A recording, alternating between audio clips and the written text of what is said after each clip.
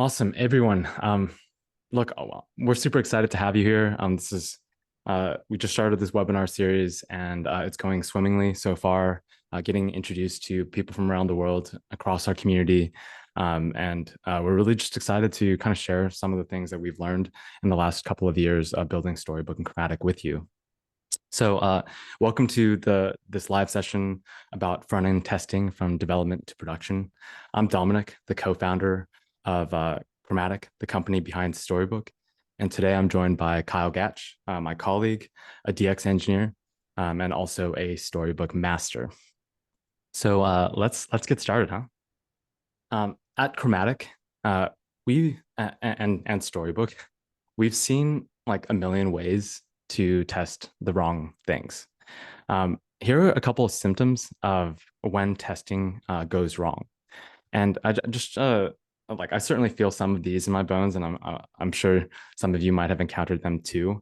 If you have encountered some of these symptoms in your job or in your life, can you do me a favor and drop a message in the chat, just so everyone can kind of see. Um, uh,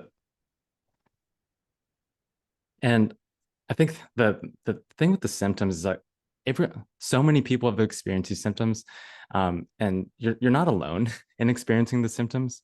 Um, the symptoms have declared folks to, like, many of the folks in our industry, to declare like test bankruptcy. Here's DHH, the creator of Rails, defeated by his end-to-end test suite.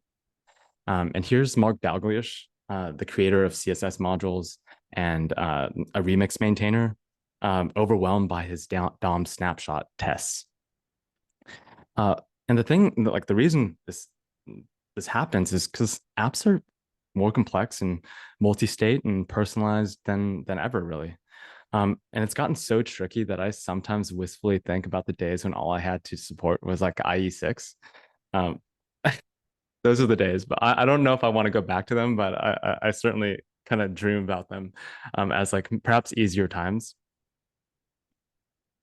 And like perhaps the problem is that like there's just so much to keep track of these days. And sometimes you might build like a chart component or build like a piece of UI, and it turns out like a team on the other side of your company has already built something like that before. And testing is even harder. It comes with its own challenges. Every app has thousands of components and thousands of states that are made by you or your coworkers. And nowadays, even by AI, one misstep in the way that you test, and you end up with overwhelmed with the symptoms that we saw earlier. This session, we're going to share some pragmatic approaches to front-end testing, which ultimately break down into these two fundamental concerns. First, you have like what to test, and second, you have when to test. All right, so let's talk about what to test. There are three axes of the front-end testing triforce. First is functional. Does it work? That also, like within that, there's unit, component, and end-to-end tests. The next is visual. Does it look right? And the last is accessibility. Can everyone use it? And we're not looking at the entire testing landscape. We're really just talking about front-end testing. When to test is also important. In development, you test while you're building. And in CI, you test a feature branch before merging. This is where most of the teams like run their test suite, and probably where most of the folks in this room run their test suite as well. In production, your customers test for you. Needless to say, testing in production is really, really, really bad. So ideally, you want to catch bugs as early as possible. This is a graph of the cost of fixing issues. And what it's showing is that the bugs found in dev are 10x less expensive than the bugs found in QA. And I guess you can think about it this way. The like catching bugs isn't just about speed, really. It's about context. And context is the easiest thing to lose. And it's also the most expensive thing to lose and the costliest thing to regain. So what front-end testing boils down to in a nutshell is scanning every front-end state to find functional, visual, and accessibility issues as soon as possible. So what this live session is about is really about demoing the way in which we recommend and we've seen success in for front end testing in both development via Storybook and in CI via Chromatic. So I'm going to pass the screen over to Kyle, who's going to kind of take us off with a demo. Thanks, Tom. Let me switch my camera so that you're not looking at the side of my face while I demo. And okay, does everybody see Storybook? Should say meal drop, top left corner. I can't see the chat. Okay, yep. There we go. So yeah, Don, that was a great kind of conceptual overview of how we think about testing and just kind of like the pieces in play. I'd love to just give you a straight up demo of how that stuff all works in Storybook, which is kind of the more development part of this webinar, and then in Chromatic, which is kind of the more closer to prod part. So it'll cover the whole process. And so Storybook, just a really quick overview, lets you render components like this button here in total isolation from the rest of your app. And you capture the components in what are called stories. And so here we just got a default where it's just kind of like really standard props applied, but there's like a disabled one, a clear variant, one with an icon, and so on. And so you capture all of these combinations of props and then even states. So like a loading state, for example, or an error state. You can capture those as well for more complex components. And you capture those in stories, and those are all in the sidebar here. And meal drop follows what we consider best practice, where you kind of order your components from simple or like more atomic to complex, or like the more like molecules, organisms, if you're familiar with Brad Frost's atomic design principles. But yeah, by doing that, you'll see how that benefits in a second. It just helps you kind of understand the structure of your components. And we've been working on Storybook 9 lately. In fact, not just lately, for like the last year, we've been working on Storybook 9. And we've built in a lot of testing focused features, which is really what I want to focus on for now. Before I do that, though, I want to show you something really, really cool. So I'm going to go to a restaurant card. So here's a like semi-complex component. It's built up of lots of other components. It's got a lot going on. It doesn't have any like internal state or anything like that, but otherwise, it's reasonably complex. And in the controls here, so like I can change this to like Burger King.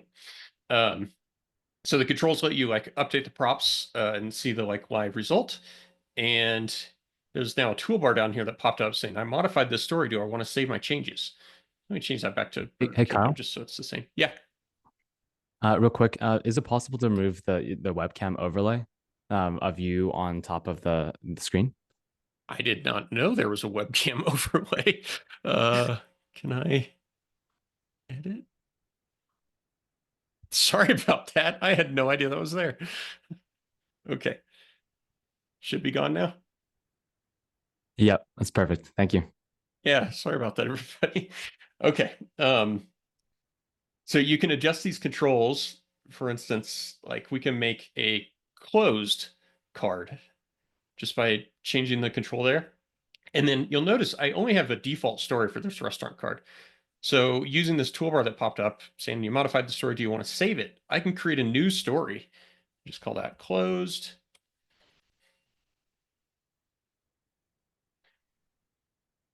And now I have a closed story. And if I go to my editor, you can see exactly what that looked like. And so it just created all the arguments, we call them, args, which are really just like the props of the card.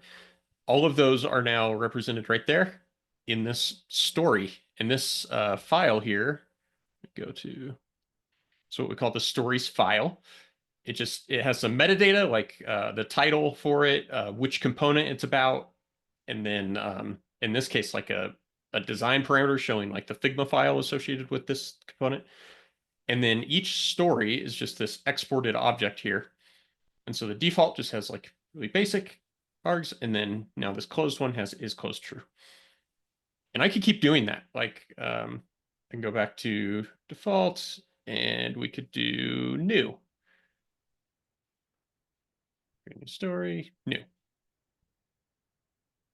So I wanted to demo that in particular. One, because it's cool, but the bigger reason is because all of the stories that we're creating and that I'm demoing, they are also test cases. And with what we've been building, they can be transformed into tests with no work on your part whatsoever.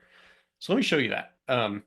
We have what's called the test widget now down here in the bottom of the sidebar. And if you expand that, you can kind of see what's available here. So I'm just going to keep it on interactions for now. So an interaction test is, well, it functions in kind of two ways. A simple interaction test is just like a smoke test or a render test of the component. Does it render without error? And if so, then it passes.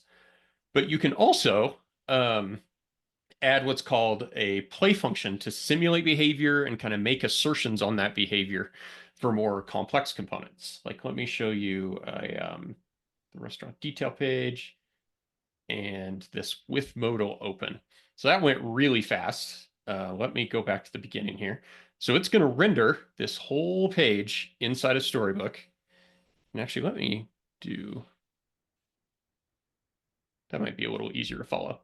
And now this is the behavior I've simulated, and I can step through it step by step. So first, I'm going to expect this heading to be in the document. Then I'm going to click on another heading, which is going to pop open this dialog here to add a cheeseburger to my cart. And then it's going to make an assertion that this dialog is actually in the document. And then once it does, it passed. So that's how you can kind of like interaction test on a story by story basis, kind of manually. But what we've built is a way to automate it. And so I can click this button here to start a test run, and it's going to do, in this case, 84 interaction tests across my whole storybook, every story. And so if there's no play function, it's going to check the render. If there is a play function, it's going to run through all of this behavior and any assertions and check for it. And you'll see now I have a green dot. And if let's just expand maybe, well, you can see anywhere that I have expanded, there's now green check marks showing that all of these stories are in a past test status state. And there's a watch mode. So if I go back to my restaurant card, and I'm going to go to my controls, and I'm going to make a loading state story. So I'm going to make a new story here, call it loading. I'm going to create it. It's going to kick off new tests just for the restaurant card because it knows that's the only one that's affected. And you'll see that it passed. It rendered successfully. And so you can do all of this without actually touching your code. You can know your test status. You can make new tests themselves. It's a really, really nice development workflow. Let's see here. This is really And cool. there's a yeah, Don. This is really cool. Can you show us what it looks like when you break something? Like when tests fail? Sure. Let me go back to this with modal open.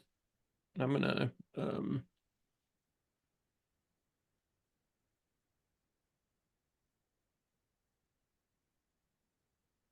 find one of these play functions here.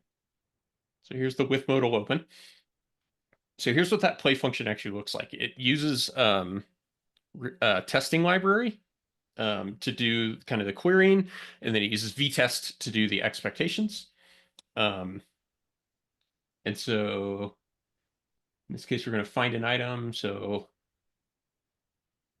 let's find a cheeseburger with a Z. Remember, I've got watch mode on, so that should have just run automatically. And it did. So now it's showing me that I have an interaction failure. if I was like scrolled like this and I couldn't see it, I can click this error that now appeared down here, and that will filter my sidebar to only the error. And so now I can click on that. Sorry, click on that. There we go. And it brings me to my interactions panel here. And it's showing me exactly the issue where unable to find an element with the text cheeseburger. And that's because we spell it with a Cheese. So then I go back and I will fix that, save it, watch mode ran again. Now all my tests are passing. And so it undid my filter. And you can see that it's passing in the panel as well. So I want to show you, so that's what a play function looks like when you write it manually. There's a very, very cool community add-on that I wanted to show you. So let me go to the success state here, and then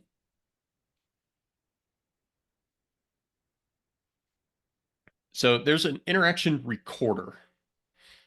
So let me show you how it works first, and then I'll show you, I'll tell you some more about it. So you can literally record that interaction. So if I start recording, I want to click this cheeseburger heading, and you'll notice it even gives you a preview of like what the query is when you're finding it. So I want to do that. And then I want to press this increase quantity button. And then I want to add an assertion. Oh, I'm going to stop recording. No, sorry. Add an assertion that that number there, if I can, well, I'll just do it like that. I expect a 2 to be visible. And then I stop recording, and I can save a story called 2 burgers. And if I go back, so first off, oh, I don't know why the 2 didn't show up, but burgers is there. And I've got all of those steps. And then if I go back to my editor and I look at the detail page stories, it wrote this burgers story with a play function, doing all of that simulated behavior, any assertions I want to do. It is an incredible add-on. And the fact that a community member wrote it and not us is astounding, I think. Like, one that Hey, speaks to the creativity and cleverness of our community, whom we love, but I think it also speaks to Storybook in that like they were able to take these APIs and write something great. So this is that add-on. Let me go ahead and put that in the chat for y'all. after that, Kyle, can you go back to your VS Code screen? I just wanted to point something out. Yeah. What that add-on also did was import the right things for you in order to kind of Oh yeah. construct play function. So in addition, like to like having an interactive debugger or interactive recorder, it also understands golly, like here's some of the things that you need in addition to what you already have on the page, which is pretty cool. Someone in Yeah, the chat that's a great shout.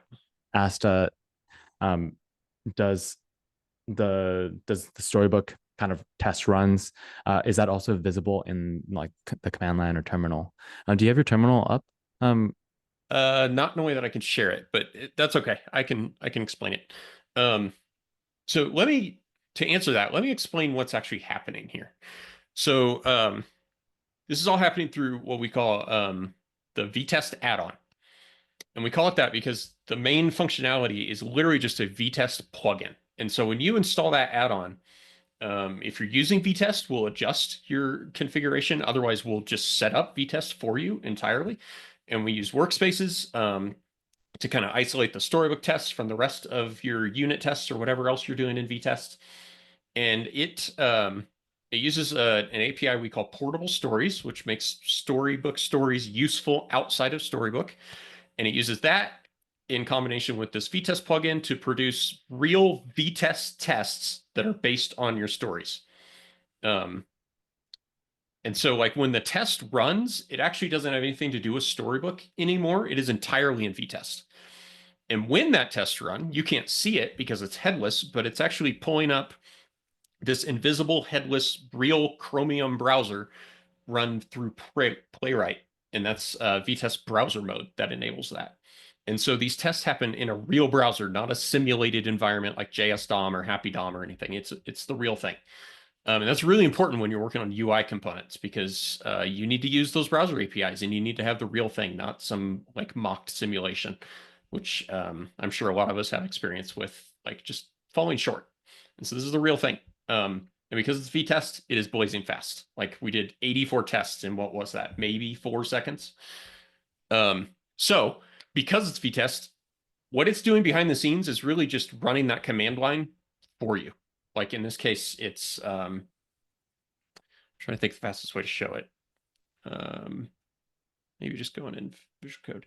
It's doing like a npm run v-test project storybook. Like it's really just doing that. And you can do that on your own command line if you would like. And what I'm about to show you, or well, no, I'm going to show Chromatic. If you're doing this using Storybook tests in CI, this is all you do, is you just run this command in CI.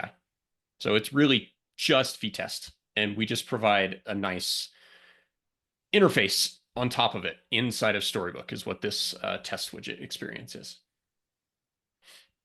Were there any more questions around that? Nolan had a question around why can't I test HTML attributes like disabled in these tests? I wasn't able to get that working in my play functions. You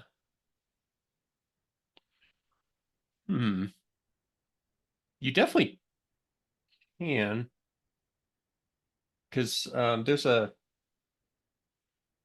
like you can get the attribute of an element and then you can assert that it has a value. So Maybe that's it something we probably can take depends off. on what you're using. Like I know web components and like Shadow DOM, that can make that difficult. Maybe we can take that offline, Nolan, Yeah. or say that to the end, because there's a bit Yeah. more that I think Kyle wants to present. Here, there's a lot more I want to demo for sure. There's my email. If anybody has a question that kind of requires like a code sample or something, feel free to email me and I will more than happily get back to you. Okay, so let's move on. So because we built this test widget to be extensible, and so like interaction tests are kind of like the core of it. It's a class of tests we call component tests. So they run in the real browser. You simulate behavior kind of like an end-to-end test, and so you get those benefits of similar to an end-to-end, but they're way faster and easier to write like a unit test, and you can like mock module dependencies and things like that. So it's kind of a best of both worlds Goldilocks kind of thing. So these are all component tests, and there are different kind of facets to it. So interactions is one of them. Accessibility is another. So let me toggle that on and run these. Okay, so it remembered that we were filtered, and it found some accessibility errors. And so remember, I'm actually going to unfilter this for a second. Remember when I said like it's a best practice to kind of organize things simple to complex, top to bottom? Here's why. So with accessibility especially, a violation, it's like we have an accessibility violation here of a color contrast. It can ripple throughout reusable components. And so, like, let's see. If Can we you click jump on to jump this to element? element, can I click on what? Jump to element. Yeah, you did it. Yeah, okay. Or I can also highlight it. So it's this here. Like, all right, well, that's in the restaurant detail card. So let's look at restaurant card. And, oh, that's interesting. Oh, we have to rerun. Yep, okay. Thanks. So, okay, that's there. But if I keep going up, oh, why is it not? Do we not have reviews?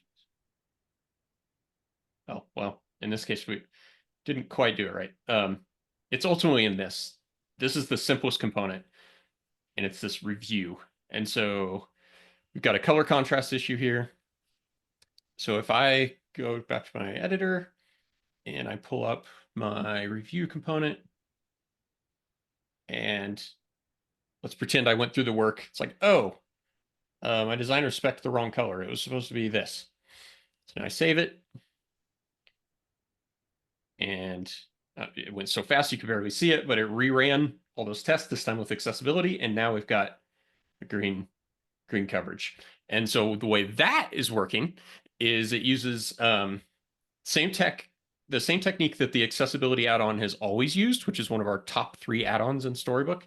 It's built on top of the Axe core library, which is this fantastic library that's the foundation of a lot of accessibility tools. So like Google's Lighthouse, if you use that, or Axe's dev tools, or now our Storybook accessibility, it's all built on top of Axe core. And we just run those checks alongside the interactions and component tests. And it's doing, by default, it checks against WCAG 2.0 and 2.1, single A and double A, as well as some best practices. You can configure that to check against WCAG 2.2 or AAA. It's up to you.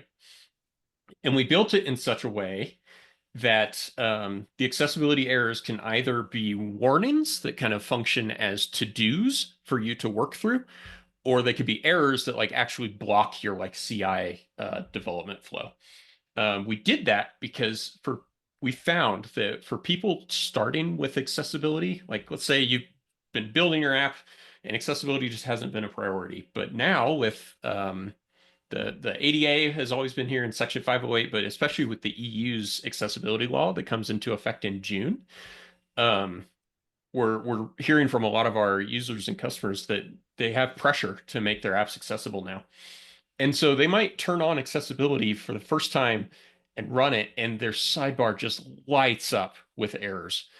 And that's a really hard place to make any progress from.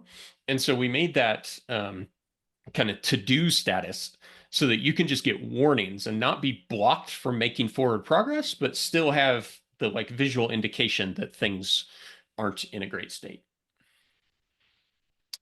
And then I'll show you an improvement even on that in a little bit within Chromatic. I happen to look over and see a question. Is it possible to configure interaction tests to run manually rather than automatically when visiting the story? I think so, but I forgot what that configuration is called. Let me see if I can look that up at some point, and I'll try to get back to you, Charles. And Marcel also asked a question, or I think it was a statement. In this example, it was the review component, which made the errors in the tests of some other components. So you only had to fix the review component. That's right. The review component. That's exactly right. Propagated errors across every place that it was used, and thus part of the magic of component-driven development is identifying that one component, the atomic component, that's kind of the source of a bunch of issues, and in that way you can fix a bunch of issues on your pages all at once.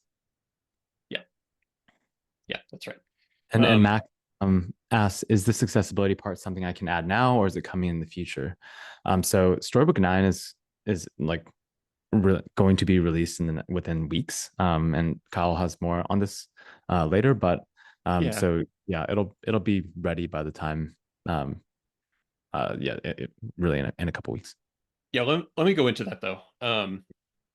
So I said we've been working on Storybook 9 for a year. We've been doing minor releases like 8.1, 8.2, 8.3, all the way up through 8.6, where we've been like iterating on these features. So the accessibility add-on, where you could just like run these checks yourself by viewing a story, that's been available for years and years and years. You can use that today for sure.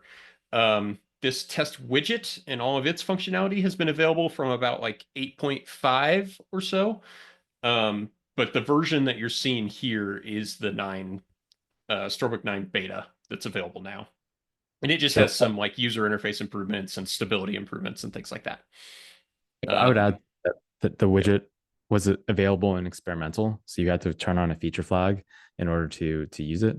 Whereas now, like as of Storybook 9, it's going to be GA. Everyone's going to have it, and we've done a lot of work on polishing it and getting like that developer experience just right. Yeah. I see a question about coverage, which is great because that's where I'm moving next. So coverage is actually incompatible with watch mode. That's not our choice. That's the way vtest works. So I have to disable that, and now I'm going to enable that and then do a test run again. And this time, in addition to our interaction tests and our accessibility tests, it's going to calculate code coverage, which is just a way to kind of instrument the source code to see what lines, functions, branches of logic, which ones are actually covered by our tests. And so we can see the result there. It gave us a summary of 90%. If I click that summary, we actually get an interactive report generated in HTML here. And so I could find one like, well, let's try this one.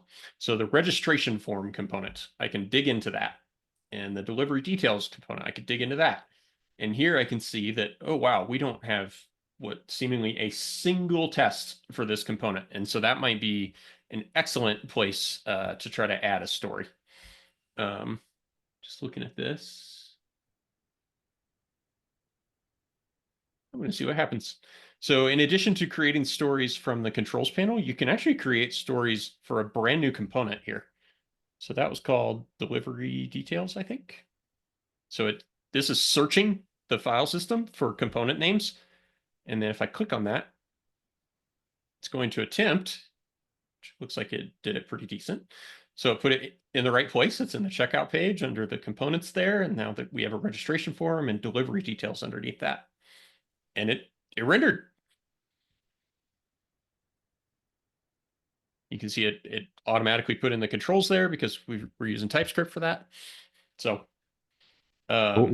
what just happened is it took the delivery details .tsx and then scanned its types, and specifically found its default types, then created a story based on those default types, all without you having to do anything. Is that right? That's right. So I can, I'll pull up my editor here again. And now I've got this entirely new file, delivery details.stories.tsx, where it created everything I needed. And in this case, it looks like the type for form data is missing some details, but it rendered without it, which is interesting. I'm curious now if I recalculate my coverage.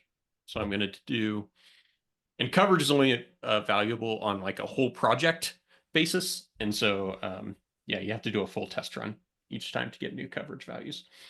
So if I do that, it still says 90%. I'm curious though, if Yeah, so you added some amount of. Well, I mean, there's a test there, but yeah, it didn't seem to affect the coverage. I'm not sure Did why. it change with branches?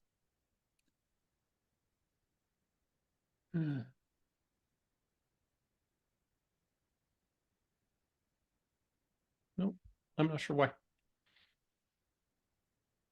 I definitely added a new test, and the number, it used to be 84, now it's 86. So there's a question in the chat. How did you open the search bar?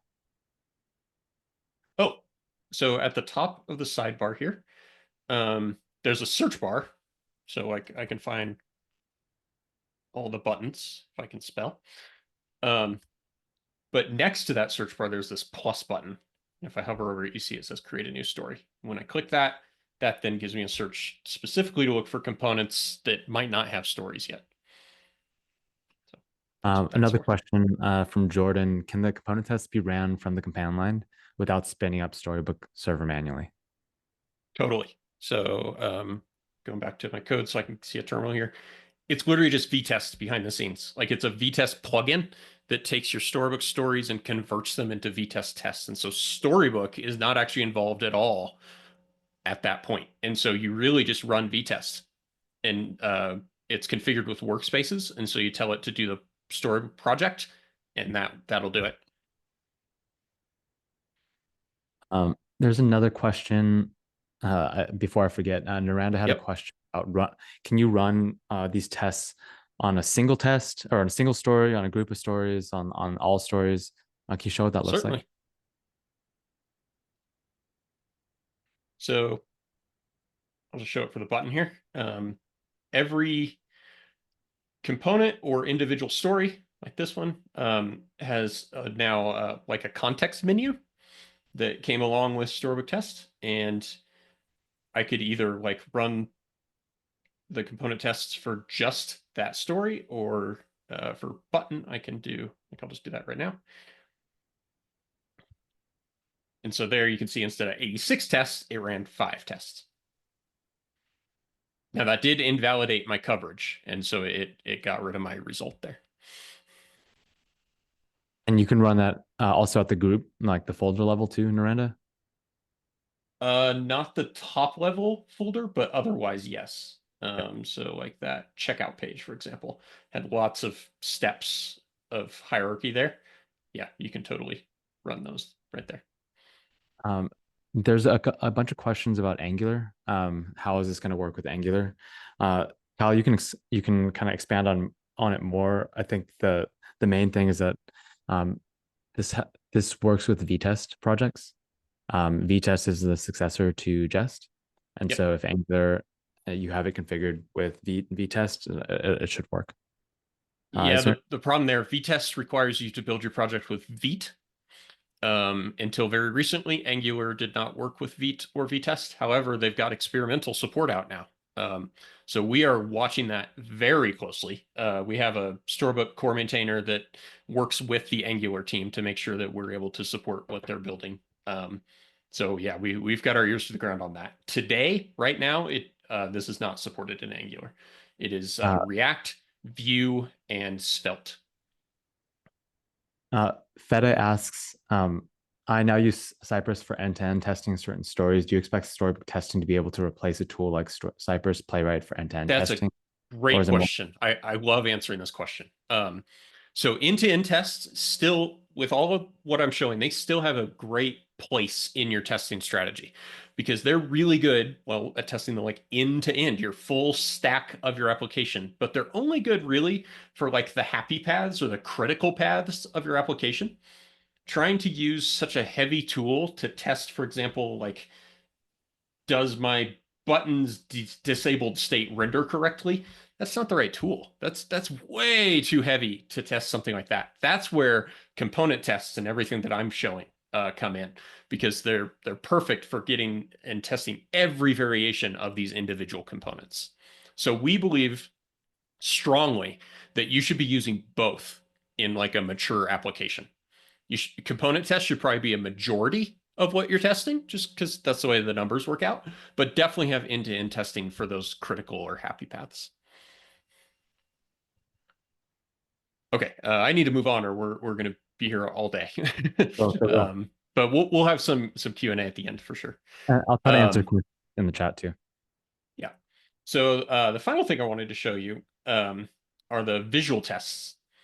So this is where Chromatic comes in. So if you're not familiar, Chromatic is a cloud testing platform, primarily doing visual tests. But as you'll see, we've expanded beyond that. So I'm going to sign in here. Just going to do like a quick little OAuth handoff. All right. And then, yeah, let's just run some tests. We go to something that I know is going to have a change. So I don't know. Yeah, okay. So I ran tests before the demo. And this is showing me this is the latest snapshot, or I can switch it to what we call the baseline, which is what we said, okay, this is how it should look. And then if I can't see the difference when I'm flipping between those, I can highlight the diff, which is going to highlight it in green. And I can even focus on that just to really show, oh, okay, that's the change. And so in this case, it doesn't look like anything is like changing position or anything. And so it's a color change. And if I turn those off and look at it, yeah, this is because when I took this test, I hadn't yet fixed that accessibility problem. And so the visual test is surfacing that the color changed. And Chromatic also caught that accessibility problem as well, which I'll show you in just a second. So uh, I just happen to see the question. Yes, this works with Next.js. Even though Next.js is a Webpack project, we built a Vite builder for Next.js in particular that recreates everything Next.js is doing in Webpack inside of Vite. And in large part, it's so that Next.js could use all of these features because we found that there's a lot of Next.js projects using Storybook, which is great. Okay, so this is kind of like the local development. You've got your components, they're organized into stories. You're doing your development, you're doing your testing, you're doing interaction testing, you're calculating coverage, you're doing accessibility testing, and you can even visual test locally. Even though the testing itself is happening in the cloud, whenever I would like click that button there to do my visual testing, you get the results locally and you can compare locally, etc. But but the title of this was from dev to prod. So we've covered the dev part really in depth, but I want to go closer to prod. And so for that, I'm going to imagine a workflow where we made some changes and we made a PR. And so we're either now like reviewing that PR ourselves, like good engineers that we are, so that before we ask for a review, we self-review, or maybe imagine this is a PR that you've been assigned to review, and so you need to look into it. So I've got this PR here. Um, I've made some changes. Doesn't really matter what they are. And in my CI, I've got Chromatic running. And so Chromatic is just like a single command line thing, npm run Chromatic. I've got it configured. And so I'm going to open our UI tests, which are here. And so this is showing me every component, every story that had some kind of either visual change or test failure, etc. And so you can see we've got various test types. So for the restaurant card, it ran a visual test and an accessibility test. The accessibility testing is very newly available in Chromatic. In fact, it's only experimentally available now through an early access program, but it will be released in public beta. Is that right, Dom? Very soon. Pardon me? Is public beta the next step for the accessibility testing? Uh, it's for in Chromatic, it is currently in early access. Yeah, it'll be in uh I actually think the next step is going straight to GA. We've done a lot of Oh, a lot, fantastic. Yeah. like testing, so to speak. No pun intended for our accessibility regression testing solution. Sure. And then this the homepage had a play function with some behavior, and so it also ran an interaction test. And so you can see that like it's not just visual testing, it's doing all those types of tests that we just did in Storybook, and it did it in the cloud, which means it can run in parallel really quickly. Lots of benefits to that. It can also run in different browsers. So I don't have that configured here, but it only ran in Chrome, but it can also run in like Firefox, Safari, etc. And then you can do what's called modes. So you can run it in different color schemes, different locales. All of that stuff can be happen relatively automatically. Like you just do your test run, and Chromatic takes care of generating all of those tests. So I want to show you the debugging experience for this. Let's go. Let's look at maybe the restaurant detail page. This would be a good one. So here I've got kind of like a before and after of my visual test here. It's highlighting the accessibility issue, and it's highlighting the diff. And so,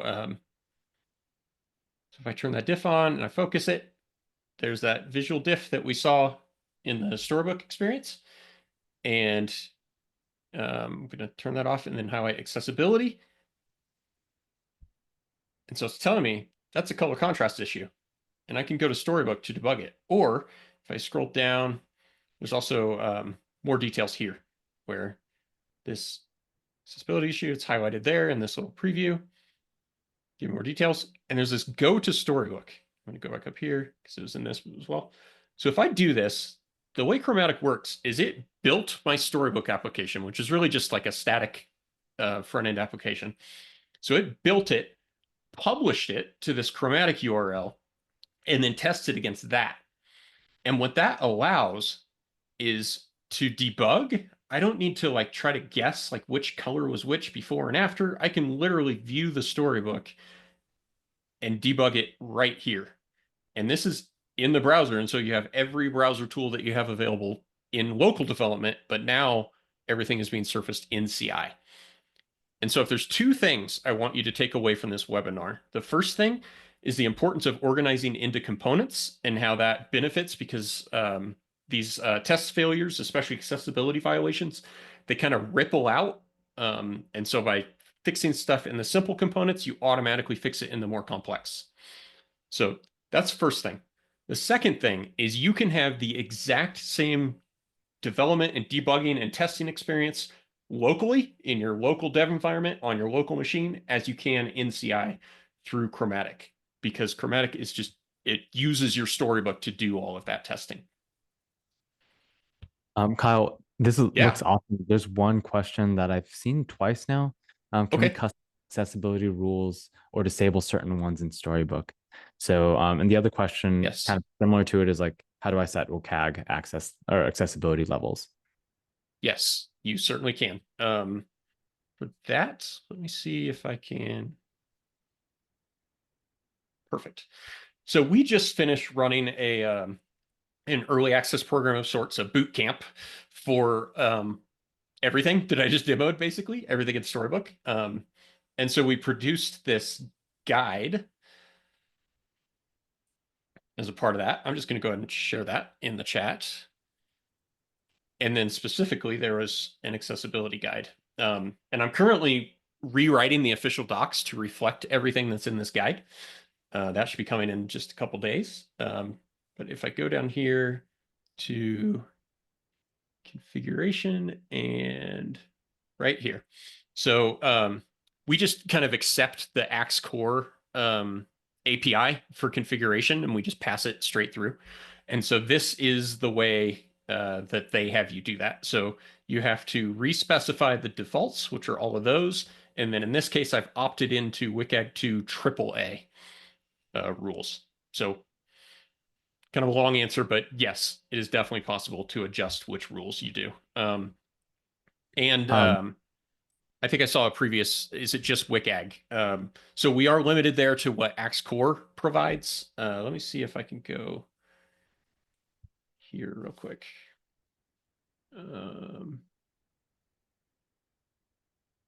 So there's some section 508. So yeah, you can see here that it's mostly WCAG because that's what a lot of the laws are built on is WCAG, but there are more. yeah, thank you. And Mayank, you can also exclude certain things from your accessibility tests as well.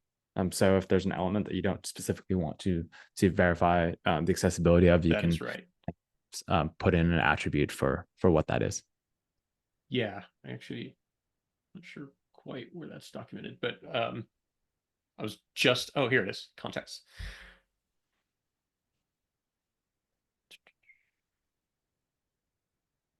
We just added this. So it used to be you could only specify at which level, at which element does do the accessibility checks happen. So like by default, it's just the body because the stories render in isolation. But you could like limit that down to just a subset if you wanted to. But now we accept the full API, and so you can include and exclude whatever you need. I don't know why GitHub is so slow. Um, we should probably Yeah, we finish can up. move on to another question Yeah, for sure. Um, I don't think there are any other are there any other questions about the demo? I'm not sure. How do you balance interaction tests with static render stories? Do the former replace the latter, or do the static render stories still have their place? oh, that's a good question. Yeah, So Jordan. anything that simulates behavior is also a static render test. Um, so in some sense, yes, it replaces. But there's definitely still value in static render tests. Although honestly, I think the missing piece of that question is visual tests. Like a visual test, it's like certifying. Let me go back to my storybook. It's like adding assertions for every single visual aspect of what you see in this component. which I don't know how long that would take. Like what is this font size? What is the color? How much is the space between them? Like you could imagine hundreds, if not thousands, of assertions to be 100% sure of what the style is being applied. Or you just take a visual snapshot and visually test it. And so we found that visual tests are by far the most valuable, efficient form of testing for UI components. And interaction tests are good for checking the like functionality, the behavior of something, not so much how it looks. I'd also add too that um, there's always going to be a place for statically rendered stories. Think about you want to express every single state of your button or every single state of your badge, because there's no other way to do that without like having a story for each one of the states that you care about. For interaction tests, I think what's special about them is they check if your story just renders at all. So like they'll fail if there's like a type error. And I guess the other part of that is for some certain stories require user interaction in order to view their states. It's like a dialogue or a modal or like a tooltip. And so you want to be able to simulate that somehow. And our interaction tests are the way that you can simulate that without actually without having to add any props or any kind of like special logic built into the component in order to like bake that simulation. Yeah. Okay, so Mattis asked, is this accessibility testing different than the community one you showed earlier? Can they produce different results? I think I can answer that question. They Go are ahead. from the same engine, which is Axe Core. Axe Core is like built into Storybook, and so Chromatic and Storybook both, since they both use that same engine, the results are going to be like identical. Oh, here. I'll just answer Naranda's most recent question there, where with the current add-on, they've had some issues that they've had to ignore because of um, just like what sounds like a fairly complex situation with like transparent text and such. Yeah, that's definitely still going to be an issue in V9, just to be honest, because we didn't do anything to Axe Core itself hasn't changed. And so the checks that are actually being run and the results that we get, none of that has changed. What we've improved is like the way that well, let me go to a pass maybe. The way that like all of this is rendered with like a lot more information and details. This jump to element feature, I didn't show it, but you can copy a link when you're on a published storybook. You can copy the link, and that'll not only open the storybook to this exact component, this exact story, but even open the accessibility add-on to this exact violation. Yes, the rules can be ignored on a story level. So it all happens through parameters. And in Storybook, parameters can be applied to the entire project, to just a component, which is like every story of the component, or to an individual story. Yeah, and I think maybe the differentiator here is, look, X cores existed for like 20 years, and it's not lost on us. We're not trying to reinvent the wheel. It's like industry standard. It's in Lighthouse. It's in browser extensions. It's everywhere. And so anyone that like does that uses an accessibility testing tool is probably going to be pretty familiar with Axe Core. I think what Storybook does is it brings it into your development like workflow, like directly via Storybook. It brings it into your CI workflow via our like vtest and accessibility integration. So it's really about ergonomics and how easy it is to do accessibility yourself as a developer, and that's where we're trying to make the most of the biggest difference in this world.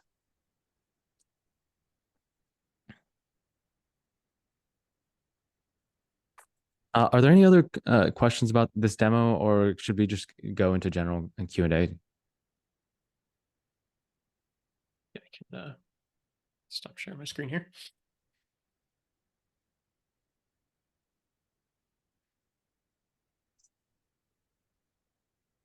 So just to before we get into Q&A, we can um, a couple of like links and resources for you. So if you want to try the Storybook 9 beta, so everything that we just showed here, run this command npx storybook at next upgrade. The RC is coming out later this week, and we expect the 9 launch to be within two to 3 weeks. Is that right, Kyle? Like May 19th, I believe, is like when Yeah, we're kicking off May the 19th is what's scheduled. Yep. cool. And then if you want to get a deeper dive into front end testing, we wrote a pretty comprehensive guide for you that talks about uh, everything that you've seen here, the various dimensions of front end testing. It also covers how end to end tests fit in as well. So just check out the QR code. So I'll jump to questions now. I'll stop sharing my screen.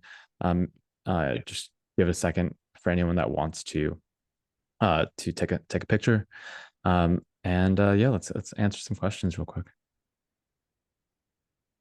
Don, do you mind pulling up that front end test guide and just linking it? Oh, Yeah, Ross. Thanks, Ross. yeah, thank you. Also, there's a Q&A tool in Zoom, and we've got some questions there. So I'll just tackle those real quick. Okay, amazing. One is, how do I activate coverage and accessibility in the testing widget? So what you saw was the Storybook 9 beta or Storybook 9 experience, where it's just a check mark and you click it. If you're on a prior version, like say 8.6 or 8.5, you might have to click a little pencil icon to get into what we call edit mode, and then check the checkbox there. Yeah, but once you update to 9, like a lot of Yeah. the UX stuff that existed in experimental form, it has been polished to the extent that it's going to be really easy Yeah. for you. Yeah, we were able to do that through community feedback. Like, we released experimentally, you all used it. We like to say use it in anger, and in that anger, you helped us uncover a much better UI and like API in some cases. Like I mentioned, it's extensible. We have people in the community already building add-ons that integrate with that Storybook test experience. It's really cool. David asks, the visual test tab is something that we would need to build ourselves, as SB test is extensible, right? It's not something that ships. I can clarify. So visual tests via like the cloud experience, and that comes with Storybook 9, and that's powered by Chromatic. If you want your own visual testing like local experience, that's something that you would need to extend Storybook test. We have the like the API that allows you to do that, but you're kind of on your own at that point. So you can do it if you want. It's just not going to come out of the box with Storybook 9.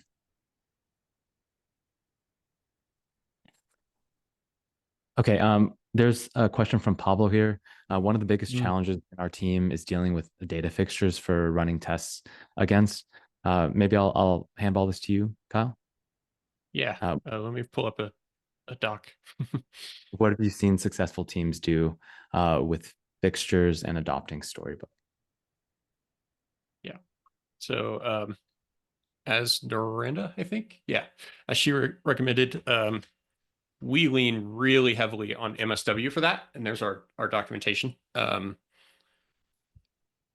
There are patterns though, like we really want to explore like data factories and producing the mock data in a way that gets the right balance between producing everything that is necessary for a component, but at the same time not being like super verbose. Like, we don't want a 500-line JSON file cluttering up your stories.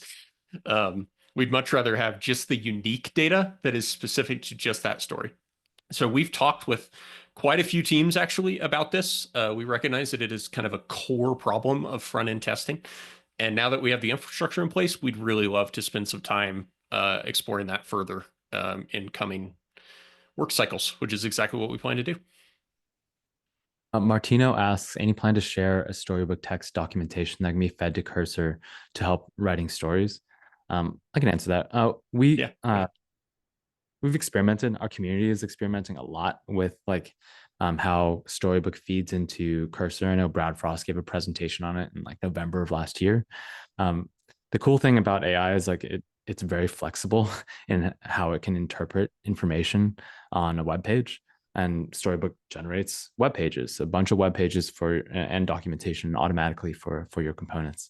So I expect like while we don't have a specific recommendation for storybook.txt right now, like the community will probably figure it out or has already figured it out. You can probably check YouTube for like the latest and greatest stuff there.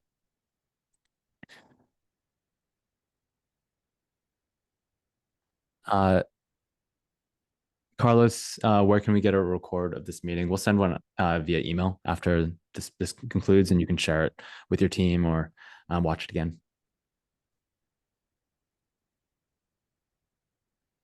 Are there any more questions? I'm answering some of the Q&A. Okay, cool.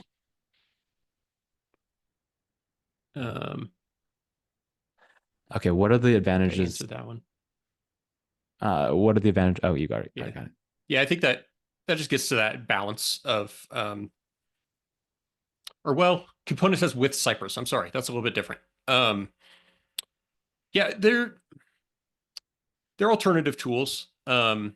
We believe that VTest browser mode is a little more mature, stable, likely to receive further improvements than something like Cypress or Playwright's component tests. Yeah, those tools are more meant for end to end, and I think they themselves have realized that that's the right focus. Yeah. All right, that's all the Q&A.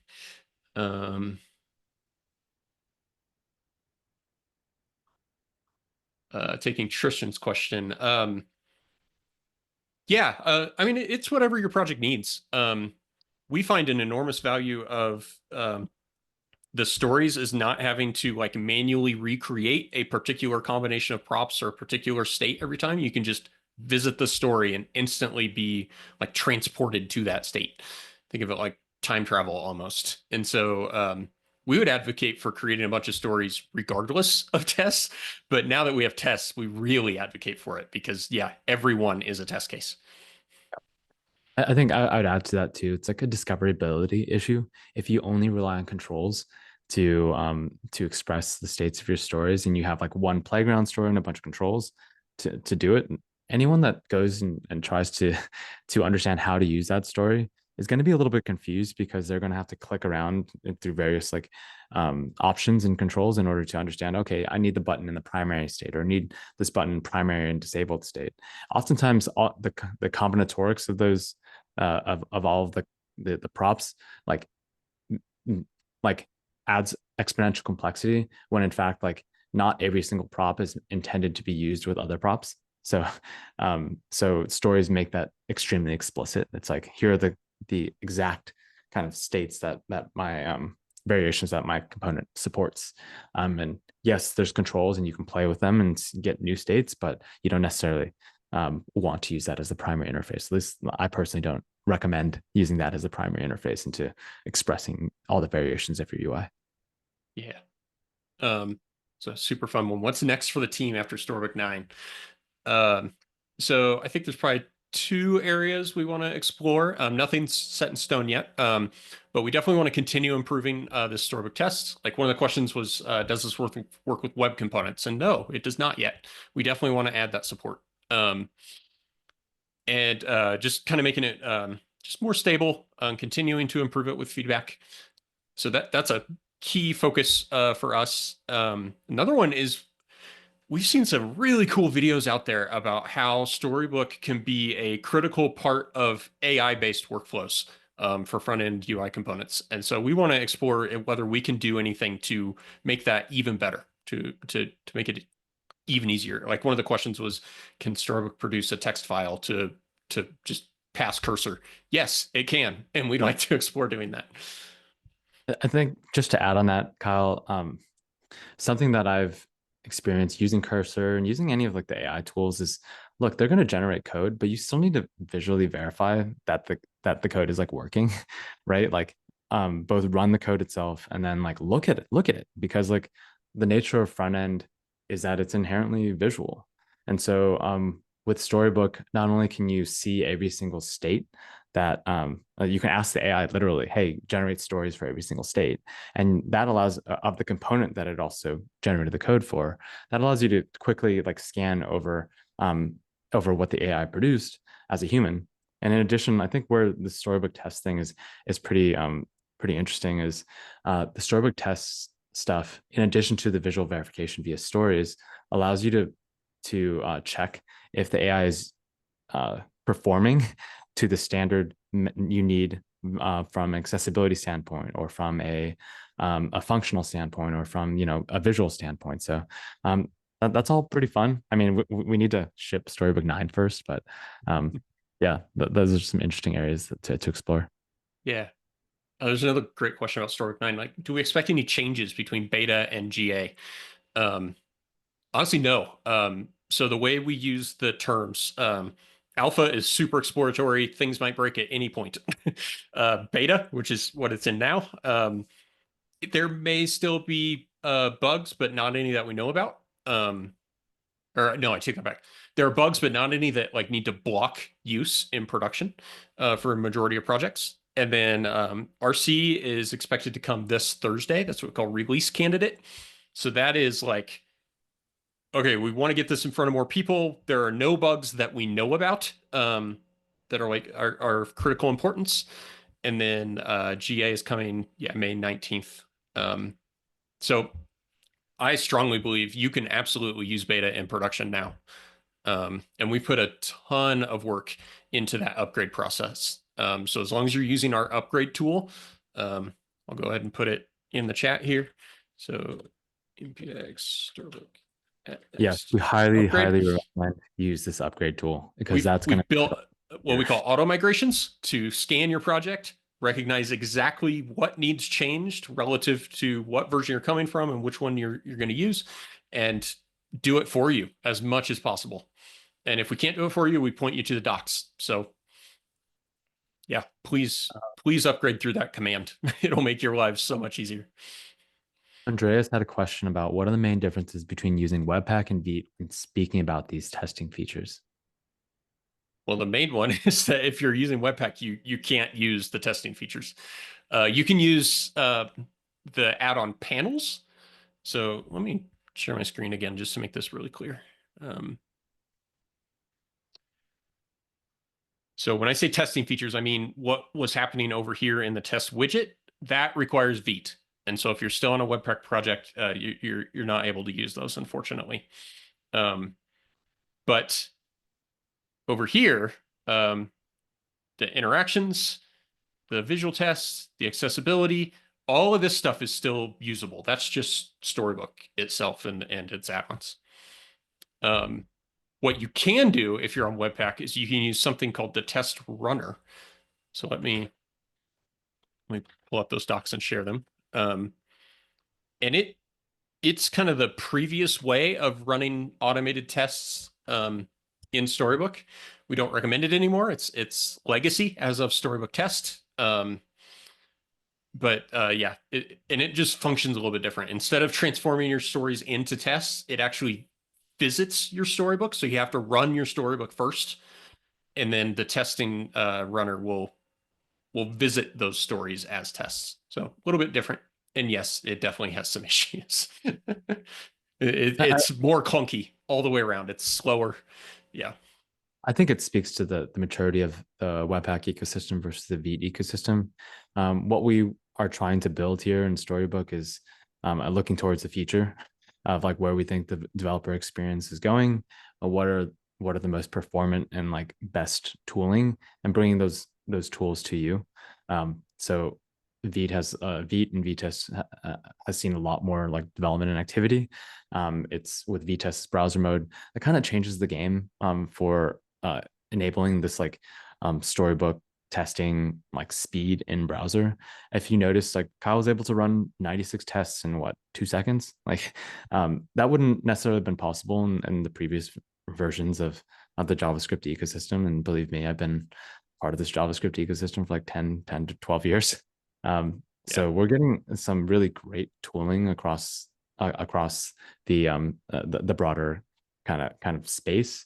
And the big challenges for us as a Storybook team is like, okay, when do we cut off support for certain things, and invest in support for other things? Because we're an open source community, we're trying to support a lot of things, but we don't have like infinite resources and maintainers and experts, frankly, on every single part of each system. So stuff like RSPack support that yeah, that's like more up to the community.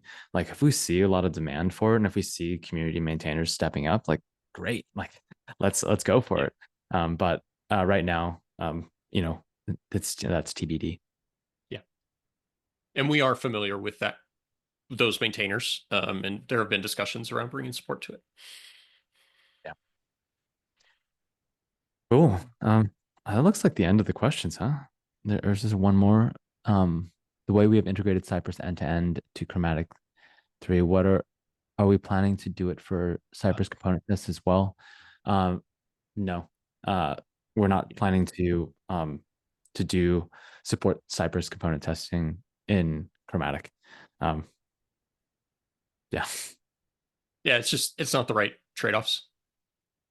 Like there's significant trade-offs involved with Cypress component tests or playwrights.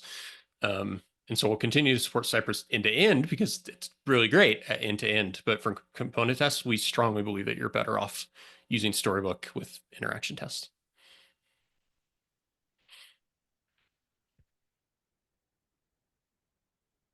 Cool. I think that's it. Yeah, I think we're Hey, good. thanks everyone for joining us today, and really appreciate you spending the last hour and change with us.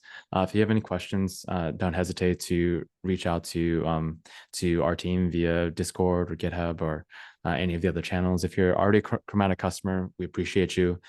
You can also reach out to us via the in-app chat to get any questions answered. Uh, yeah, we're super excited about Storybook 9. We hope you are too. Thanks, everybody. Thanks for sticking around. Thanks a lot. Bye bye.